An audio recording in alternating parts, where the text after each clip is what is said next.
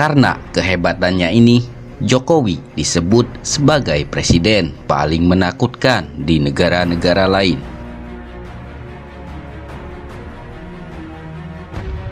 Sebelum kita lanjut, jangan lupa subscribe dan nyalakan loncengnya agar tidak ketinggalan info terbaru lainnya dari tanda kutip. Fenomena Presiden Jokowi sungguh mengagumkan. Keberadaannya sebagai orang nomor satu di negeri ini dapat memberantas koruptor yang selama ini tidak pernah disentuh hukum.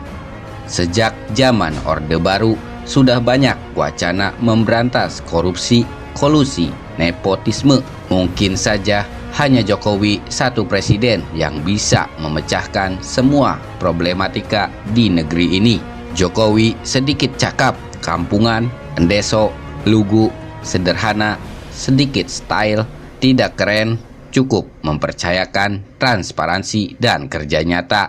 Semua pejabat di bawahnya sedikit saja bermain kotor, pihak intelijen segera menggerebek tanpa ada ampun. Paling menghebohkan saat Presiden Jokowi dengan berani membegal penguasa abadi bisnis minyak di Indonesia, Rija Khalid, yang begitu licin karena kepintarannya dalam memenangkan tender-tender besar.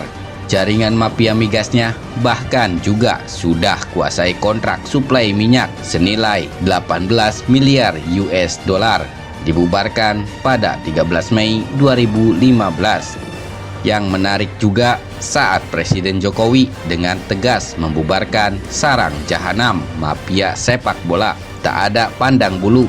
PSSI dibekukan hingga FIFA menjatuhkan sanksi Liga Indonesia tidak dapat jalan. Kehebatan Presiden Jokowi bahkan diakui oleh mafia migas Rija Khalid yang mengemukakan bila Jokowi itu keras kepala, tidak mudah dibujuk, dirayu, disogok, ditipu. Bahkan Megawati sendiri bila menghadang kebijakannya akan dihadapinya, tidak ada takut. Sikap-sikap itu yang membuat para mafia di negeri ini jadi kalang kabut. Paling baru ini paling menghebohkan, yaitu tertangkapnya buronan masalah BLBI Samadikun Hartono yang diburu dari tahun 2003 karena sudah menyalahgunakan dana talangan BLBI sebesar 2,5 triliun rupiah.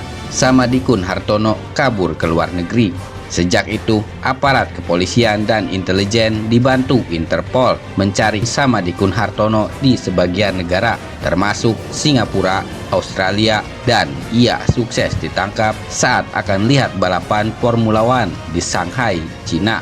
Keberhasilan Presiden Jokowi menangkap buronan yang kabur ke luar negeri tentu jadi tanda menakutkan untuk beberapa mafia. Diam-diam, Presiden Jokowi juga tengah melakukan pendekatan pada negara-negara tetangga, bekerja bersama dan memohon pertolongan mereka agar menangkap sebagian mafia Indonesia yang tengah bersembunyi.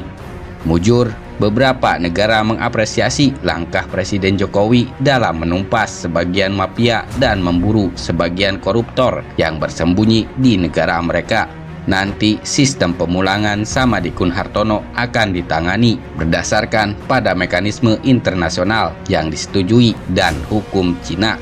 Pastinya sistem itu akan memerlukan saat, tetapi dioptimis akan diurus sebaik-baiknya oleh kedua negara.